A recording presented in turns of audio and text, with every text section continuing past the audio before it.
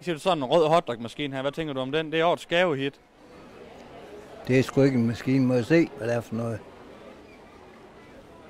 Ja, det er en hotdog-maskine. Det er årets gavehit i Mærko Elgiganten. Det tror jeg ikke på. Det er det. Nej. Ja, den er smart. Ja, det er den da. Ja, rigtig smart. Det er det mest solgte produkt i Mærko i løbet af de sidste 2 uger. Det tror jeg så ikke på. Den er god nok. Er den god nok? Nå, okay. Gaven til manden, der har alt. Ja, det kan jeg godt se. Det ser smart ud. Jeg vil sgu ikke investere i sådan noget som det der. Der er aldrig nogen, der vil bruge det.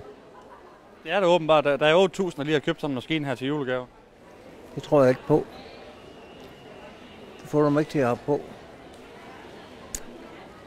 Jamen, du kan godt spare dig. Det er en gaveidé, der hitter fuldstændig. Det har jeg set på fjernsynet, ja. Men det er ikke noget, jeg vil købe. Hvorfor? Ej, det er det ikke mest de unge. Vi spiser ikke så mange pølser hjemme ved os mere.